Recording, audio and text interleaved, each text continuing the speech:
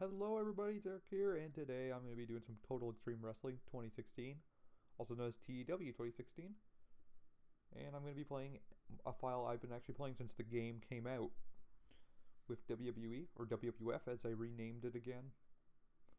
I'll show my current champions. I have a brand split NXT championship I actually separated from NXT. It's separate promotion and then ended up buying them out because they faded away. I'll actually show who ended up being champions in recent history, like what would count as around now. So yes, after Samoa Joe, Jason Jordan beat him. Then I called him up to team up. Ty Dillinger, then Johnny Gargano, David Finlay Jr., Roberto Esquerto, not a real person. Yeah, then these are all not real people. Vincent Parrish, Salvador Villa, Edward Newton, Vincent Parrish. Oh wait, I have slow mode on. Okay, I don't know how to change that. Sorry. But I'll also interact with the chat. Okay, so. Yeah, and then I'm pretty sure that was the last. No, it wasn't. I'll be able to tell because Yeah, I think that was the first champion after we separated. I know that for sure. And then, now I rebranded the title, brought it back. This is the WWE World Heavyweight Champion, Arturo Hidalgo, or whatever the fuck. He has been champion since March WrestleMania, all the way till now, and he's defended the title 12 times. We got our United States champion, who's been since November of last year, and 37 defenses because I have the rule of the United States Championship. It must be defended weekly. There's a rule I made up for this, and I'm keeping it. Sometimes there'll be a week where I forget. That's how it is. Cruiserweight is a dual brand title for lower weight people. As you see, Petter Olson held that title for over a year. He was an amazing champ. And Albert Sparrow we got from Dragon Gate, which is kind of actually like the bigger Japanese promotion in this. New Japan's still doing pretty well, but just not as good. And he just didn't do well at the title, so I put it back on Theodore Hernandez, who always does good matches, but he was out for a year with a spinal injury, so he's not the same.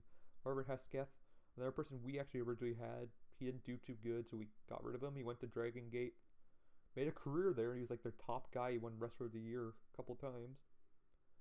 Then we got him back, and now we just keep giving him the Intercontinental title because he does so good. His matches just... You look at his match history. He always puts on at least pretty good matches, including in 98 earlier on. Yep, against Clarence Burnett at WrestleMania 51. As you see, we are quite far ahead in the future. I have all these tournaments, which I just do one-offs. I don't only do one-on-one, it just so some people get a chance to gauge. The Women's Championship, Yonda Taylor, who is 35. I actually use the Young Lion system, so until you are not a Young Lion, I will not have you win matches. That's just how I book. So the guys don't have the things go to their head, it seems. It does way better with that. I think I listed all the titles. Oh, I rebranded it, and instead of the tag titles, now the Hardy Boys Memorial. We had champions for almost a year, and then Daniel DiBiase and Wesley Rogers won it. Wesley Rogers is one of the few people I'm still giving wins, even though he's a Young Lion, because they just work so well as a tag team. And and then King of the Ring we do once a year. Gregory Andre is going to be my top guy. Even though he's not the figurehead is Chester Shirk, who's going to be the face of his brand. But the one I more prefer is Gregory Andre. Because look at this. Look at that athleticism. 100. That is so damn good. He has got decent charisma, got the star quality. He's only 22, no longer a Young Lion. He's got the technical abilities. Could be a better brawler, but he's not bad. He's getting flashier. He's got the psychology, the basics, consistency, selling. And that stamina I love. He can do these long matches, which I love doing. He's resilient. Not that tough, though, which I don't like, but oh well. He's got a decent menacing look. And he's decently respected.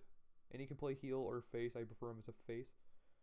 And now I'm going to show who is the face of my company for a long time. There's a reason he's not even with the company anymore. It actually happened pretty recently. Where is it? It was a pretty big story. Pretty much he said homophobic comments and I had to fire him. He was on the decline in skill, but I was using him as a part-timer, and it just sucked to have to get rid of him because he was like the face of the company. He was a 7-time world champion, and when I have world champions, their reigns are usually pretty long. He actually had an over 600-day world title run with the World Heavyweight Championship when I, for a bit, stupidly did a 3-way brand split. He was the top guy on the Raw brand, and he held that title for over 600 days. He was amazing. And I can't find Bradley Rock. Oh yeah, he's in my Hall of Fame now. Hall of Fame? Bradley Rock. Unemployed, loyal. Hopefully the scandal wears off quick. He was the head of the Performance Center too. See a scandal, yep. Titles. Look at that. I rebranded the world title for a little bit because I thought, new history.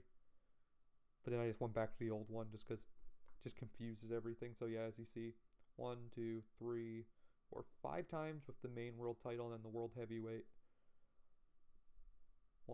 He won it when I originally brought back the brand split with Raw and SmackDown.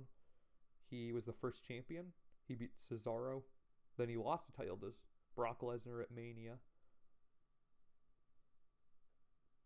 And then who lost it to Finn Balor, who cashed in Money in the Bank the same night.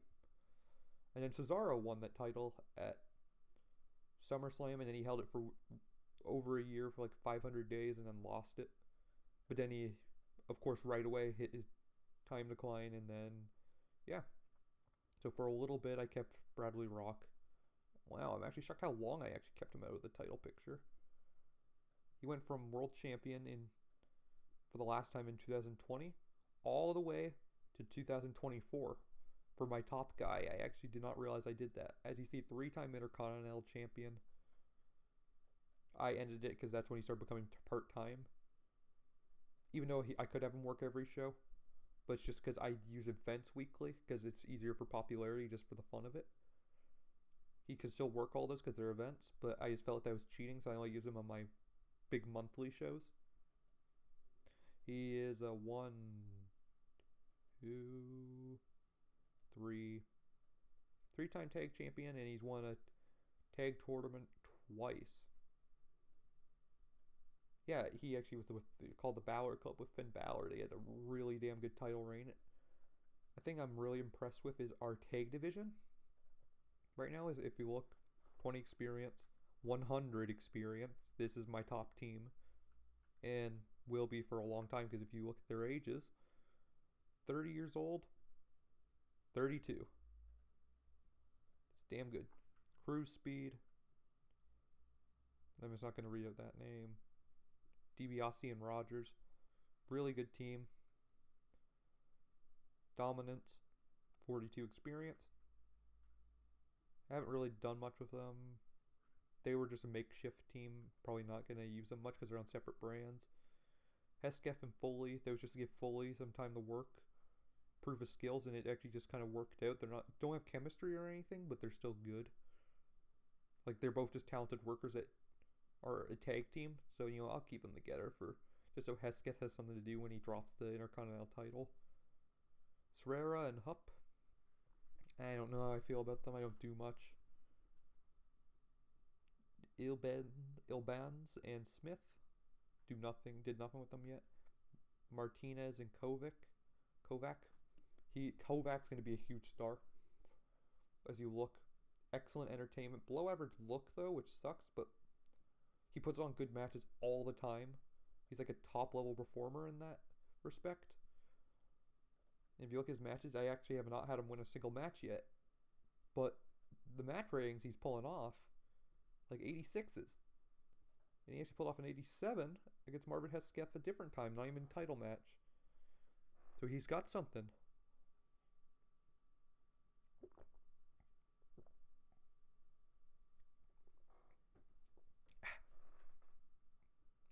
So yep. So yeah, that he's gonna be a big star. Once he loses the Young Lion thing, I will start pushing him like to the moon. He's gonna be like a main eventer. He probably will be a cruiserweight champion, like kind of be around that belt for a little bit till I feel like if he's good enough, because I don't want to give everyone a world championship. That's a thing I kind of did at the start, which I regretted quite a bit. Everyone like just got like one run at least, which devalues the title. Owens and Wood. Look at this guy. Owens doesn't have a good look, but charisma he has. Athleticism he's pretty good. Basics psychology good. Pretty good technical worker, and then that brawling. 94 brawling, and he's 24. He's 24. And he's that damn good. Gave him money in the bank, became a world champion. He already was once, and then he won his second world title. Then I had him be tag team champion for almost a year. They had great chemistry, that's why I kept it on them for so long, and they were putting on good matches, so like why not? Two-time Intercontinental Champion. He was really good as IC Champion. He's probably going to actually be my next Intercontinental Champion when I take it off Hesketh. But he's like one of my top guys. I really love how he's developed. Raymond Violent Mercury Wood. I use a generator to generate some of the names. He's got the charisma. But look. Oh no, he's not the one with the bad stamina. Why don't I like him? I'm trying to remember. I guess because it's... Yeah, that's kind of... Safety, that's not good at all. Pretty sure he's injured someone, actually. Yep. Kurt Austin, my top tag team guy. He injured. Ah, yeah, that's why. These two, the machines. Just got them from... I have two child companies I just used to make money. They came from that. I just stole them. The Demolition Crew... I'm building them up. They're two solid workers. I have nothing to do for them, so I just put them as a tag team, and they're working well. They don't have chemistry or anything, but you don't need to have necessarily good chemistry. Oh, fuck my fucking neighbors. But yeah, they're, two good workers. They're going to work out if I just keep putting them together. Eventually they'll get the experience, and they'll just do really well. Because they don't have negative chemistry, that's what matters. The Macho Men... They actually have excellent chemistry. Chris Curse has been one of the top guys in the company. He keeps leaving because we have issues with drugs. I actually have Dirty Doctor on, but he just comes wasted. Oh, what the fuck was that? Okay, I don't know. But yeah, he shaved the head of Tyler Breeze, who actually went to TNA for quite a bit. Became a top star. We got him back. And then... At first, we just used him as a jobber kind of thing, or a mid-card guy who won occasionally, but then in the end would end up losing in the big matches. But he got over. He got very over. So then I pushed him to the main event, and he won the ECW World Heavyweight Championship. He main evented WrestleMania in an amazing match. Then Travis Reed, Christoph Bruce. Christoph Bruce has been kind of like a dark horse guy. He's never gets too over, but he's really good. Like, really fucking good. He went to Japan and he, did amazing. I think he was actually their world champion. No, he wasn't. I swore he was. I've always wanted him to be a world champion, but it's just he doesn't get over enough. At best, he gets to, a 68 or something. He's at 60 right now. I can look at his... Yeah, never really getting anywhere that special. And if you look at his match history... Oh, I actually have him 6-6 this year. I really focus on trying to get the guys I want to push good win records, because I usually just have mostly jobber matches. Have the Young Lions just lose to my top guys or guys I want to push. Like if you look at Larry Crockett, my top guy, originally he was going to be the face of the company. Like when Bradley Rock was kind of actually the face, but I wanted to have another guy who's kind of there. But he just didn't do that well. But then this year, I did a tournament called the King of WrestleMania, where it was so many people. He ended up, I just kind of was did a round ribbon format, and I just didn't end up having him lose in it at all. And then I went all the way with him. At first, I didn't even plan him to even be in the semifinals, and he just did that well. He just put on great performances. He stole WrestleMania with his match against Clarence Burnett. And then he just kept dominating. And then had a world title match. He lost at first. And then I did the brand split. I don't know. Oh, yeah, that's because I have an alliance and someone borrowed him, had him lose to some bum. And then when I did the brand split, and he got a title right away. Chester Shirk, who is very over, but he has horrible stamina. But he's just very good at the entertainment skills, so I keep him relatively strong. He's the face of the company, figurehead technically. I just don't utilize him, like when I forgot I don't have this open. There we go. But yeah, that's what his use is. I don't know how much longer he's going to have the title. He's 38 years old. I'm not being like WWE if you look at most of my champions' ages. Okay, 39, that's not a good example. 32? 32? Okay, oh my god, they're all above their 30s. Maybe I take it back. Okay, 24. 23. 29. Oh yeah, and she's like 35. Yeah, 35. So, not that bad. It's not like WWE right now level. Where you have, I think Brock Lesnar's in his 40s. Jinder Mahal, I don't think is actually that old, though. God, what world we live in where he's our world champion. I actually enjoy him, though. I just think it's kind of weird that they jobbed him out for so long and then all of a sudden, oh, now he's a top guy. It's like even when JBL became like a top guy, he at least wasn't jobbing non-stop. He had some credibility. So yeah, the Rising Star, I just have a young lion actually get a win. As you see, Gregory Andre. There's a lot of names. Steve Goodluck's actually a top guy, and then I had to use the Shake It Up command, and he died in a plane crash. He was with TNA because he left us. I was not happy about that. Okay, Fernando Furrier, same thing. Yeah, I'd done that a lot of times, the plane crash thing. Just shake the game up if it got too easy. It bends. Went 2 years in a row because I've had him job like non-stop. He's just still a young lion. It's weird, but he's so good. Charlotte, oh my god. Okay, so yep, on the network, as you see, enormous because I have so much money now. Oh, he farted. I don't really care. And Wrestler's Court, okay, good. Yeah, I have Adam Cole, so he's still wrestling. I just recently re-signed him. He's 46 and he can't wrestle for shit anymore. But, he's just kind of there. He can just job every once in a while if he just needs someone to do the job. There he is. Actually, speaking of Adam Cole, I'm going to have him job right now. Sorry, Adam. Sorry. Oh, he's not even on this brand, I think. Or is he injured or something? I swear that he's on this brand. He's like... Oh, okay. Oh, heel. That's why. Yeah, there we go. Oh, I don't even know why he's a mid-carder. He's not that popular. Oh, I guess he's... I wouldn't say it's a mid-carder. So who's a face that's not a young lion? Who we can have win? Jeb Kip? Nope. Mr. Paris is just a jobber because he's... Just stamina's horrible and he's on the decline, so there's no point in giving him wins. Is he still... Yeah, he's still a young lion. Holy shit. God, I chopped some of these guys out for so long and they're still young lions. Oh, he's definitely not. Okay. Oh, hello. Oh, I didn't even know we had him before. It's kind of funny. Oh, we had him in development before, too. And he went to the new rival promotion of ours. Oh, no, he didn't. Westside, he was trained by the rivals now. The Westside Extreme Wrestling, if I think that's what it is. They're now our biggest competition because TNA's out of business. XT was a competitor, they're out of business. Ring of Honor's out of business, we bought them too.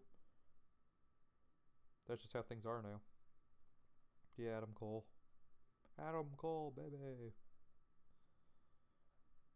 Daniel Thornton. Decisively, because I now have an MMA based product, so they only like clean finishes.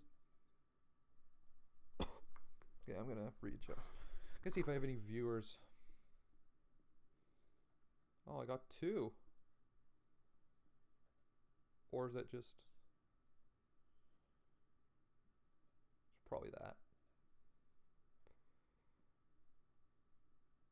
Yeah, okay, it is. Okay. So now we got some main eventers. Mateo Martinez, I don't know much with. He's really charismatic, but actually he's pretty good in the ring too. Maybe I should do something with him. Yes, steroids. Yeah, I don't care now. I put him on steroids.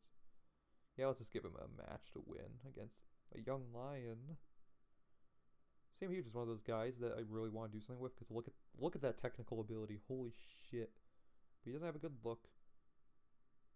And he's just kind of always meh. Puts on good matches though. As you see, WrestleMania, he had a match for the Cruiserweight title, and he's 11-4. It's wins matter in my series. Wins definitely matter.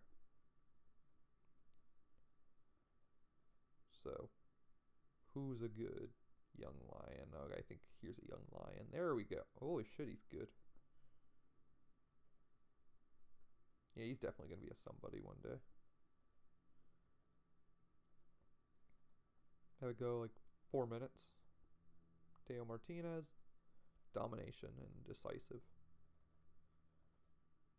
And now for the weekly United States Championship match. Or is this the other brand? Yep, it's the other brand. Okay, so yeah, we don't have the weekly championship match. Usually I have one title on the line a week to keep things interesting. But what title will that be this week? I think we have the women's champion here. Yeah, Yonda Taylor. Yeah, let's have that on the line. She will defend her title against Michaela Contreras. They're going to have an epic match for the women's championship. But the title's not changing hands. She's going to retain. I'm going to have her cheat, even though that will really hurt the match rating. Why? I know you're good, but you're a young lion and you've had a long title reign. Oh, okay, that's probably why. But I'm trying to grow her popularity. That's why I'm doing this. She's not going to get more over if we just always have her, like, lose.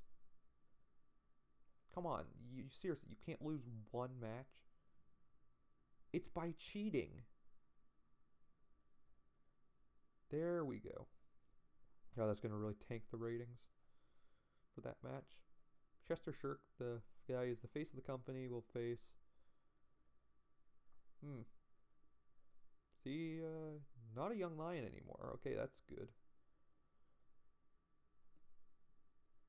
Wow. I think he's actually supposed to be really good. Yeah, he's going to be really good. But he's a young lion, so, you know, we got to teach him respect, otherwise they get an ego. It's one of the reasons I started using it, because almost all my top guys had huge egos. And I noticed when I started doing this, the guys who became top guys didn't have big egos anymore. Yeah, just a 3-minute match. Like, I'll show Gregory Andre. Where is he? The guy who's going to be like the guy I focus on and give a lot of championships. He doesn't have a negative one, but he's, you know, oh, he's egotistical. I might have pushed him a little bit. At first, I think I incorporated it mid-push for him. So then he started losing, but he was already had enough respect where he got there real quick. I'm trying to think of someone who completely went through that system that I have in place. Oh, actually, I'm having some trouble finding that. Oh, Harvey Pascal. Okay, maybe, never mind.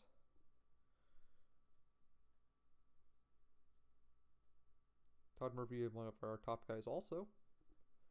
Salvador Villa has been around forever now. Still has not got hit his decline yet, which I'm shocked.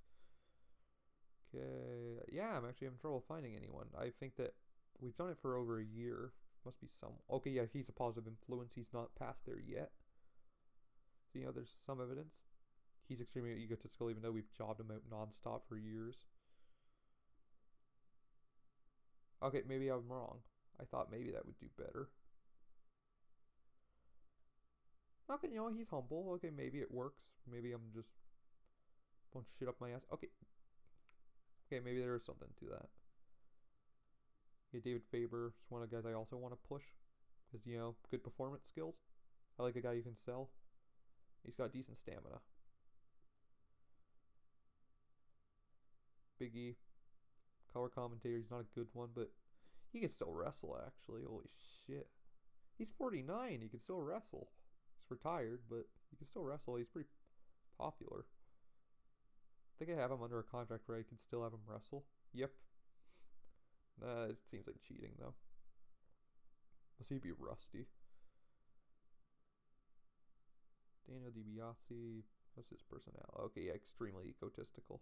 Oh, yeah, because he didn't go through the system. Oh, yeah, well, never mind, actually. Wow. This is pretty mind-blowing for me. Shit. Stop doing that. Okay, still gonna do it. I just like doing it. It makes it so that my top guys can have someone to beat. Because I don't like hiring just local jobbers, really. Not a huge fan of it.